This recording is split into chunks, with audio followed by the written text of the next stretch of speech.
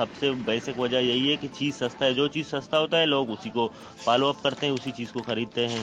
جیسے کہ مثال کے طور پر پاکستانی آٹا جو ہمارا ہے وہ ہے 108 سے 10 روپیہ, اور ایرانی آٹا ہے 95 روپیہ.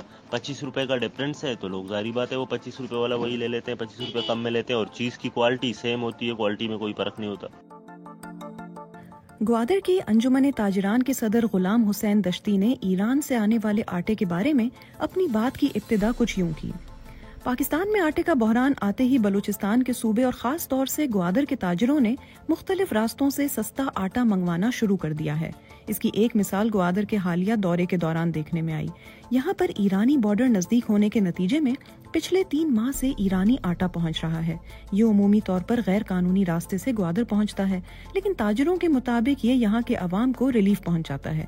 اسی طرح گوادر کے رہائشیوں نے بتایا کہ پنجاب سے آٹا اور گندم آنا بند ہو چکا ہے. لوگوں نے بتایا کہ پچھلے 20 دنوں سے حکومت بلوچستان شور مچا رہی ہے, لیکن کہیں سے کوئی جواب نہیں مل رہا ہے. گوادر میں رہنے والے بہت سے لوگ آٹے کی کم از کم 2 بوریاں جمع کر کے رکھتے ہیں, لیکن اب ان کا کہنا ہے کہ پچھلے 3 ماہ سے 1 بوری لانے میں بھی دشواری کا سامنا کرنا پڑتا ہے. بی بی سی سے بات کرنے والے کئی لوگوں نے بتایا کہ ایرانی آٹا بھی کبھی کبھار کم آتا ہے, کیونکہ ایران میں انتظامیہ لوگوں پر پابندی لگا دیتی ہے اور آٹا ایرانی راستے سے آنا بند ہو جاتا ہے. اس کے برعکس والدین بچوں کو یہ سمجھانے پر مجبور ہیں کہ دن میں کون سے وقت روٹی ملے گی. Federation of Pakistan chambers of commerce and industry کے نائب صدر ناصر خان نے بتایا کہ آٹے پر کوئی ٹیکس نہیں ہے اور اس کی امپورٹ پر بھی پابندی ہے, کیونکہ آٹے کا شمار بنیادی ضرورت کی اشیاء میں ہوتا ہے. اس پہ نہ امپورٹ ڈیوٹی ہے, کیونکہ امپورٹ تو اس کی بین ہے, کیونکہ یہ پاکستان کا اپنا پروڈکٹ ہے, اپنی پروڈیوس ہے. تو یہ پچھلے 2 سال سے یہاں پہ ہماری جو پاکستان میں اس کی فصل کم ہو رہی ہے. اس وقت سے یہ عمران خان کے دور سے انہوں نے امپورٹ سٹارٹ کر دی تھی گورنمنٹ نے, لیکن گورنمنٹ بھی جب ریٹ کم ہوتے تھے امپورٹ نہیں کرتے تھے. جب ریٹ انٹرنیشنل بڑھ گئے تو انہوں نے امپورٹ ہی بند کر دی. اور ابھی اس طرح اس دفعہ جو سیلاب وغیرہ آئے ہیں اس سے تو فصل اور بھی بہت خراب ہو. یہ بحران جو ہے آٹے کا وہ روز بروز بڑھ رہا ہے. اس وقت کراچی سے بھی آٹا گوادر پہنچ رہا ہے, جو تقریباً 150 روپے فی کلو کے حساب سے ملتا ہے, لیکن اب بھی چند لوگ ہیں جو تاجران کے گودام تک پہنچ کر ایرانی آٹے کا ہی پوچھتے ہیں. اس کی ایک وجہ یہ بھی بتائی جاتی ہے کہ ایرانی آٹا چکی کا ہوتا ہے اور طبیعت پر گرا نہیں پڑتا, جبکہ یہاں کراچی سے پہنچنے والا آٹا ضرورت سے زیادہ ریفائن کیا ہوا ہوتا ہے, جو شاید کچھ لوگوں کو پسند آتا ہو, لیکن بہت سے خاندان اسے نہیں خریدتے. گوادر کے ایک گودام کے سامنے نیلے رنگ کی گاڑیاں یا پک اپ ٹرک زمباد یہ بوریاں پہنچا کر چلی جاتی ہیں.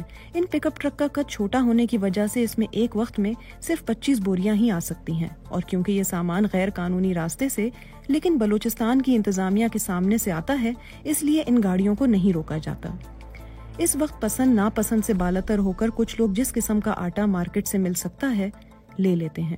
یہ کوئی پہلی بار نہیں ہے کہ بلوچستان سے متصل ایران کے بارڈر سے اشیاء خورونوش آنے کی بات چھڑی ہو, لیکن وہ کیا وجوہات ہیں جن کی وجہ سے اس سرحد پر باقاعدہ طور پر تجارت فعال ہی نہیں ہو پا رہی ہے؟ صوبائی حکومت کے ترجمان بتاتے ہیں کہ معاملات کچھ حد تک پیچیدہ ہیں. اپریل 2021 میں حکومت پاکستان اور ایران کے درمیان ایک معاہدہ طے پایا تھا. اس معاہدے کا پس منظر یہی تھا کہ چونکہ ایران کی سرحد پر باڑ لگائی جا رہی ہے, اس کے نتیجے میں ایران سے متصل بلوچستان کے اضلاع کا روزگار متاثر نہ ہو سکے, اور یہ جو ایک انفارمل تجارت دونوں ممالک کے درمیان جاری ہے وہ ایک فارمل شکل اختیار کر لے. بلوچستان کی صوبائی حکومت سے وابستہ سیکریٹری انڈسٹریز اینڈ کامرس عابد سلیم نے بتایا کہ پاکستان اور ایران کی سرحد پر اس طرح کی 3 مارکیٹس بن رہی ہیں اور باقی 3 دوسرے مرحلے میں مکمل ہو جائیں گی. ان 3 میں سے ایک تربت جسے ہم کہتے ہیں یا کیچ ضلع کہتے ہیں, اس میں مند کے مقام پر کمپلیٹ ہو گئی ہے. اس کی اناگوریشن بھی پلان ہو رہی ہے, دونوں ملکوں میں باتیں ہو رہی ہیں. اس کو مند پشین جوائنٹ بارڈر مارکیٹ کہتے ہیں. دوسری بارڈر مارکیٹ بن رہی ہے پنجگور میں, چیدگی کوہاگ اس کو کہتے ہیں. پاکستانی سائڈ کو چیدگی کہتے ہیں, ایرانین سائڈ کو کوہاگ کہتے ہیں. وہ بھی نیئر کمپلیشن ہے. تیسری گوادر میں بن رہی ہے گبد پہ, اور ایرانین سائڈ کو ریمدان کہتے ہیں. گبد ریمدان بارڈر مارکیٹ ہے. یہ بارٹر ٹریڈ ہوگی دونوں سائڈ کے ٹریڈرز کو. ان مارکیٹوں میں دکانیں الاٹ ہوں گی, وہ لوگ اپنا پروڈکٹس لے کے بیٹھیں گے. ہفتے میں 3 دن 4 دن 5 دن جو بھی ایگریڈ ہوگا اس میں بزنس ہوا کرے گا. اور زیادہ تر ٹریڈیبل جو آئٹمز ہیں وہ کھانے پینے سے متعلق ہیں, اس میں آٹا بھی شامل ہے. حال ہی میں پاکستان اور ایران کے درمیان مزید 39 یادداشتوں پر دستخط ہوئے ہیں۔ اس سے پہلے زاہدان اور کوئٹہ چیمبرز کے درمیان بھی معاہدوں پر دستخط ہوئے تھے، لیکن ان معاہدوں کی تکمیل میں تاخیر ہو رہی ہے، جس کی ایک وجہ ایران کے صوبے سیستان و بلوچستان کے شہر زاہدان میں جاری احتجاج ہیں۔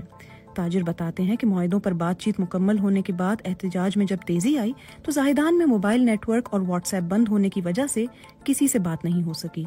انہوں نے بتایا کہ جو بھی سامان اس وقت ایران سے پاکستان پہنچتا ہے اس پر ٹیکس لگتا ہے، جن میں بسکٹ، دہی، دودھ، کھانا پکانے کا آئل وغیرہ شامل ہیں۔ عابد سلیم نے بتایا کہ ایران میں ایک صوبے سے دوسرے صوبے تک بھی آٹا خاصا ریگولیٹ ہو کر آتا ہے، تو اس آٹے کا پاکستان آنا دور کی بات ہے۔ لیکن گوادر کی انجمن تاجران کے صدر غلام حسین دشتی نے بتایا کہ اس وقت ایران سے آٹا پہنچ رہا ہے۔ آپ پوچھ رہے ہیں کہ گوادر میں پاکستانی آٹا ہونے کے باوجود آپ ایرانی آٹا کیوں منگوا رہے ہو، تو اس کی سب سے بیسک وجہ یہی ہے کہ چیز سستا ہے، جو چیز سستا ہوتا ہے لوگ اسی کو فالو اپ کرتے ہیں، اسی چیز کو خریدتے ہیں۔